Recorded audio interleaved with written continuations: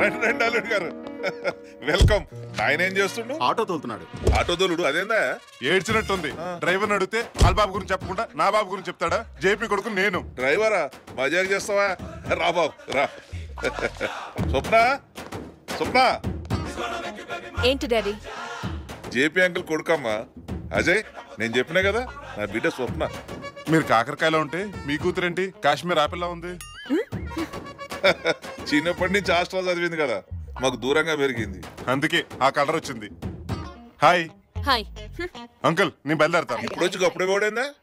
నన్ను చూసి తలదించుకుని సిగ్గుపడాల్సింది మీ అమ్మాయి. తల తిప్పి హాయ్ చెప్తేనే అర్థమైంది మీ అమ్మాయికి నేను నచ్చలేదని. అందుకే వెళ్తాను. అదేం కాదు, నువ్వు కొత్త కదా. నాకు మాత్రం తనేమన్నా పాత? నేను వెళ్తాను. అది కాదు, ఒక్క నిమిషం. అది కాదమ్మా, అతను నేను కాదని పోయిండు అనుకో, నా చావు నేను చావను. నీకు ఇష్టం ఉన్నా లేకపోయినా నీ పెళ్లి మాత్రం అతనితోనే. హాయ్ చెప్పమ్మా. ఏంటి అంకుల్ బతిమాలుతున్నారా? అంత అవసరం లేదు, నేను బయలుదేరతాను. అరే జర ఉండరాదే. కాదు బాబు, పీజీ చదువుతుంటే నడిమిట్లో పిలిపించి పని చేయించిన కదా, అప్సెట్ అయింది. పెళ్ళైన తర్వాత పీజీ ఏం కర్మ, ఏ కేజీ అయినా చదువుకోమారండి. భలే జోకులేస్తాయా. స్వప్న, అజయ్కి మన ఇల్లంతా చూపించు, అట్లా బయటికి పోయేస్తా. ఏం బేటా? నా కోసం, నా ప్రేమ కోసం నువ్వు తెగించి ఇక్కడికి వచ్చినందుకు నాకెంత హ్యాపీగా ఉందో తెలుసా? నీకు నిజం చెప్పాలి స్వప్న, నేను ఇక్కడికి వచ్చింది ఒక్క నీ ప్రేమ కోసమే కాదు.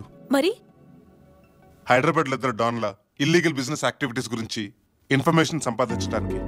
కమిషనర్ గారిని కలిసాక తెలిసింది ఆ ఇద్దరు డాన్లో ఒకరు మీ ఫాదర్ అని.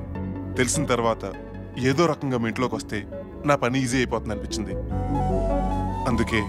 అంటే నువ్వు ఇక్కడికి వచ్చింది పని మీద కానీ నా మీద ప్రేమతో కాదు.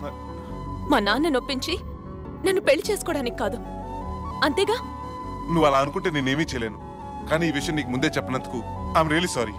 నీ సారీ లేవు, అవసరం లేదు. అదిగా స్వప్న, హే, ఈ అమ్మాయిలు ఉన్నారే వాళ్ళకు ముందు పుట్టి తర్వాత వెళ్ళిపడతారు.